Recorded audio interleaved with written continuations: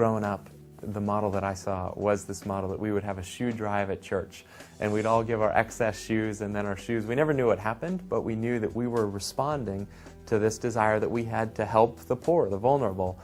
What I experienced living overseas, especially in Rwanda, was the end of the story. And I have my eyes open to this through a friendship with Jean. And Jean was a friend in Rwanda, and he told me the story that after the Rwandan genocide, that he had a church from Atlanta that started sending over eggs and ended up just distributing eggs in his small community outside of Kigali.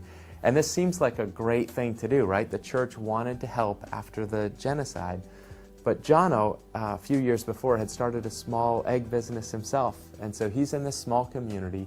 He put this investment in all the materials that he needed to start this egg business. His business was starting to grow, it was starting to take off. And then all of a sudden, in one summer, there become this surplus of eggs that were flooding the market in his area. And so Jono described that he couldn't compete with a free good. And so this desire that the church had to really take care of a need, it did take care of a need, but the problem is that it put Jono out of business. He ended up selling his hens, and then the next year the church decided to focus its attention to somewhere else in the world, meaning that there was no local provider of eggs. Jono was out of business. No one else was there providing eggs. And so they had to bring the eggs in from another community. So the local community had to pay more for eggs.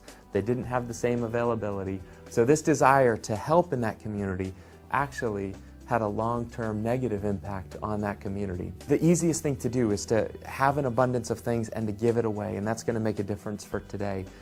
But it's much more difficult to make a long-term impact. It doesn't happen by just giving them something. It happens through relationship. It happens through long-term investment of time and resources to build up individuals so that they can take care of their own needs, take care of their own families.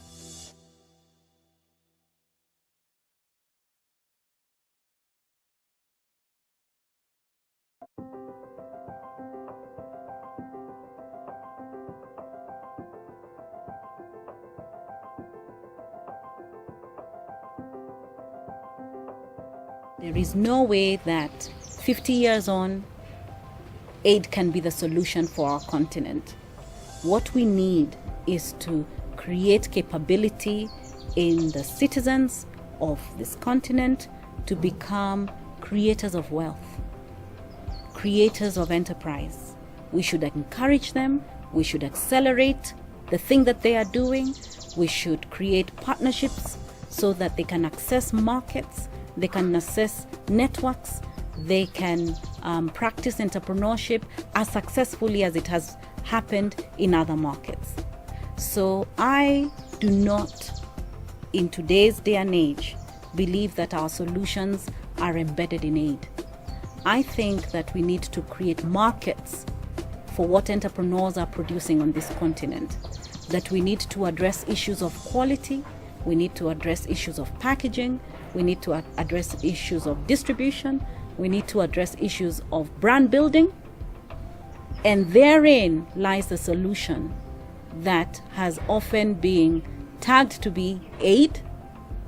We convert that to trade.